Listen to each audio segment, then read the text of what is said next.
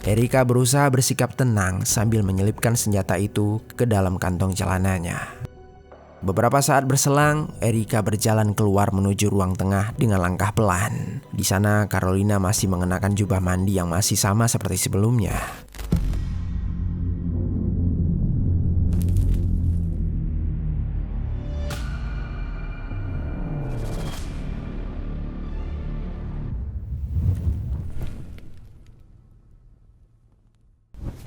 Halo pendengar kisah, selamat datang kembali di channel ini, tempat di mana kami akan membahas kisah-kisah kriminal nyata yang terjadi di seluruh dunia. Kami berharap semoga kalian semua dalam keadaan sehat walafiat dan dijauhkan dari mara bahaya. Hari ini kami akan membahas sebuah cerita tragis di balik video viral yang terjadi di Meksiko beberapa hari yang lalu. Yang mana di dalam video tersebut diketahui seorang mertua mengeksekusi menantunya sendiri dengan cara menembaknya secara berulang kali. Meski aksinya tak begitu terlihat di dalam video, namun suara tembakan terdengar begitu jelas. Setelah diselidiki, ternyata wanita yang menjadi korban adalah seorang Miss Universe sekaligus model yang cukup terkenal di wilayah tersebut. Lebih mengejutkan, kasus ini sampai-sampai melibatkan pihak Interpol untuk mengejar pelaku.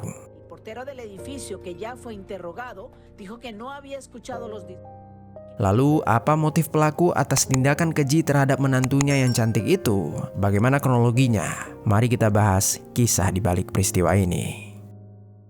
Pada tanggal 4 April 1999, lahirlah seorang perempuan bernama Carolina Flores Gomez di kota Ensenada, Meksiko. Carolina tumbuh di tengah keluarga yang cukup harmonis bersama kedua orang tua serta dua saudaranya. Sejak kecil, Carolina dikenal sangat dekat dengan sang ibu, Reina Gomez Molina.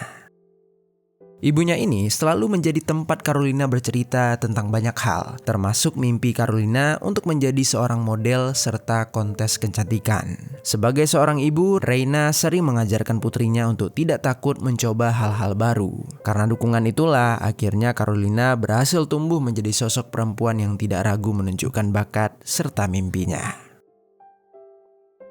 Carolina terus mempelajari dunia modeling melalui internet. Dia kemudian memberanikan diri untuk mengikuti berbagai ajang kecantikan di daerah asalnya. Hingga di tahun 2017 saat usianya baru menginjak 18 tahun, Carolina berhasil memenangkan gelar Miss Teen Universe Baja California. Gelar tersebut menjadi titik awal namanya dikenal luas oleh dunia modeling serta kontes kecantikan nasional di negara Meksiko. Banyak orang yang mengetahui kalau Carolina ini merupakan perempuan muda cantik yang sangat karismatik.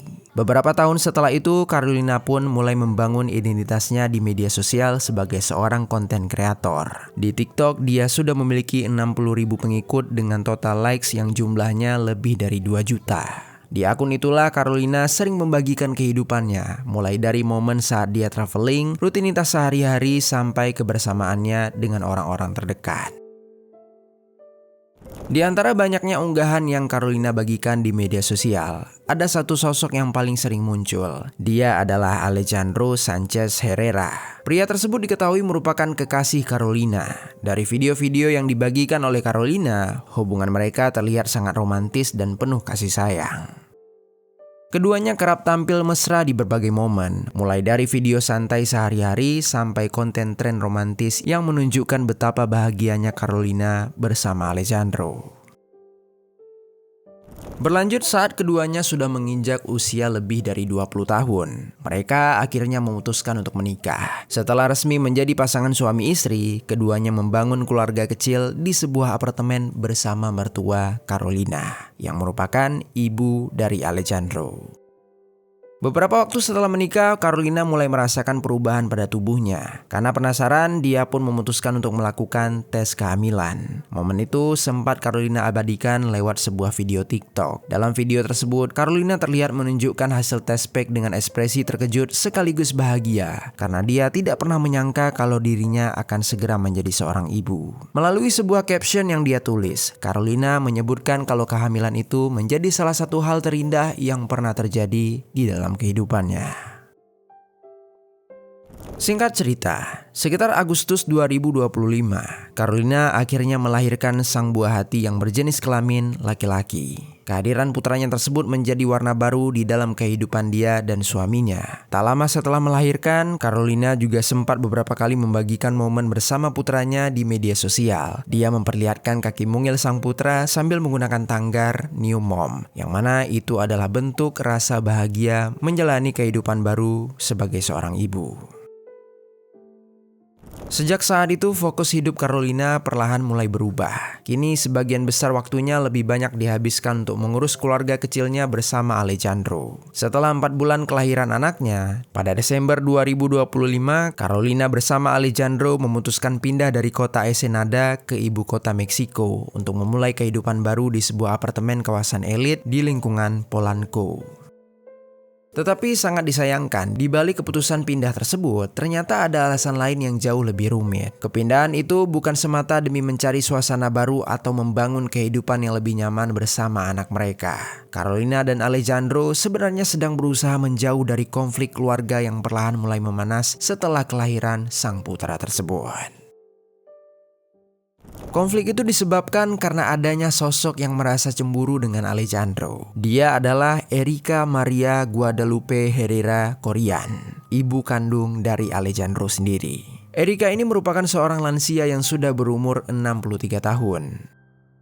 Di tahun 2016, Erika sempat mencalonkan diri sebagai anggota Dewan Kota Ensenada, mewakili Partai Revolusi Demokratik. Meski tidak memiliki karir politik yang cukup besar, tetapi namanya cukup dikenal di kota tersebut. Sebagai seorang ibu, Erika sangat dekat dengan Alejandro, putra kandungnya. Dia merawat anaknya itu dengan penuh kasih sayang. Namun, rasa sayang itu juga membentuk sikap posesif terhadap Alejandro. Semenjak Alejandro menikah dan mempunyai seorang putra, Erika merasa kalau dirinya semakin tersingkirkan dari keluarga. Perhatian-perhatian kecil yang biasanya dilakukan oleh Alejandro kepada sang ibu, kini beralih kepada cucunya yang baru saja lahir. Masalah itu terus berlanjut sampai hubungan mereka terasa tegang. Oleh sebab itulah, Carolina dan Alejandro memilih pindah dan hidup terpisah dengan ibunya. Meski sudah tak lagi seatap, Erika masih terus memantau rumah tangga Carolina dan Alejandro melalui media sosial. Di tanggal 4 April 2026, grup keluarga besar Erika diramaikan dengan pesan serta doa untuk Carolina yang berulang tahun ke-27.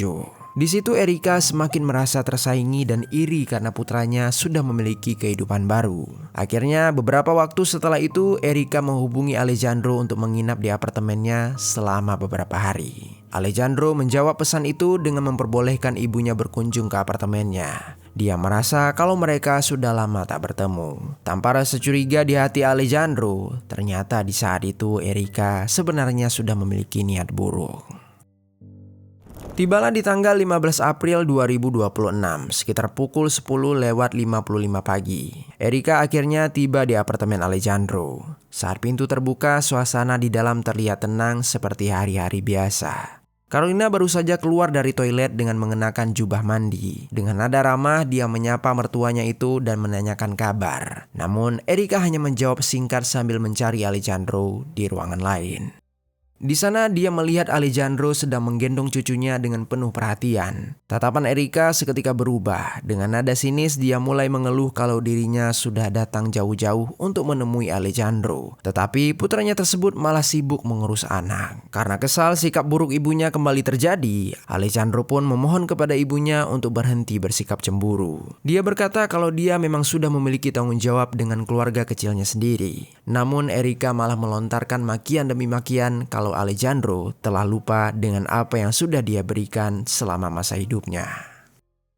Ucapan itu perlahan mengubah suasana apartemen menjadi canggung. Karena sudah merasa sangat kesal, sekitar pukul 11.24 pagi hari, Erika duduk di dalam kamar sambil menahan emosi yang sejak tadi terus memuncak di dalam kepalanya. Tatapan Erika kosong, namun pikirannya dipenuhi kemarahan yang sudah lama dia pendam. Dia kemudian meraih kopernya, lalu mengambil sebuah pistol dari dalam koper tersebut. Erika berusaha bersikap tenang sambil menyelipkan senjata itu ke dalam kantong celananya.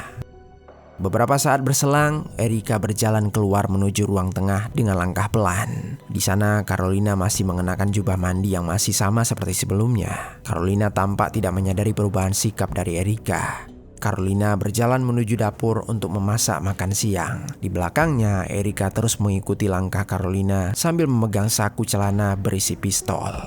Untuk menjaga situasi tetap normal, Erika membangun percakapan kecil. Suaranya terdengar datar, tetapi cukup untuk membuat suasana tampak biasa saja.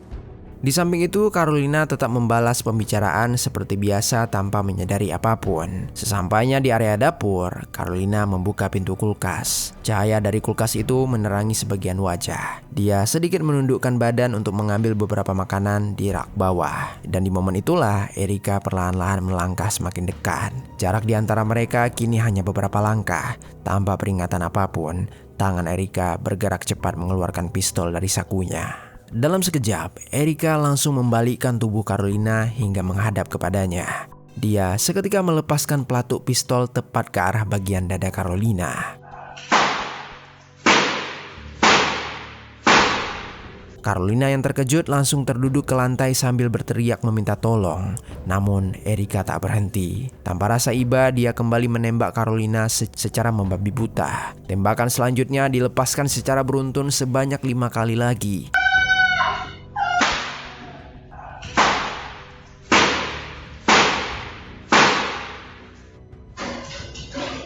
Dan tembakan tersebut sangatlah fatal karena mengenai bagian kepala. Dalam hitungan detik, Carolina terkulai di atas lantai dengan cairan merah mengalir dari luka tembaknya. Saat peluru mengenai bagian kepala, teriakannya pun terhenti dan dapat dipastikan ketika itulah Carolina tewas meregang nyawa.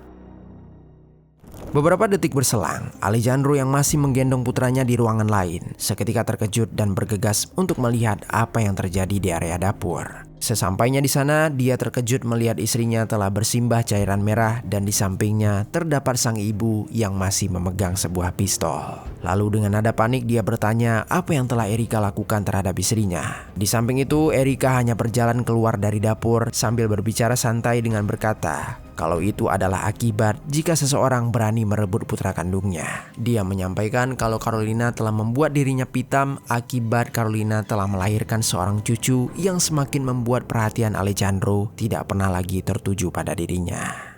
Di akhir ungkapan emosi tersebut, Erika menatap kedua mata Alejandro. Dia menegaskan kalau Alejandro hanya boleh dimiliki oleh dirinya seorang. Di momen tersebut Alejandro benar-benar terlihat kebingungan. Dia berjalan ke sang istri yang tergeletak. Dia meletakkan putranya di samping lalu mencoba menyadari istrinya yang mungkin saat itu masih dia anggap hidup.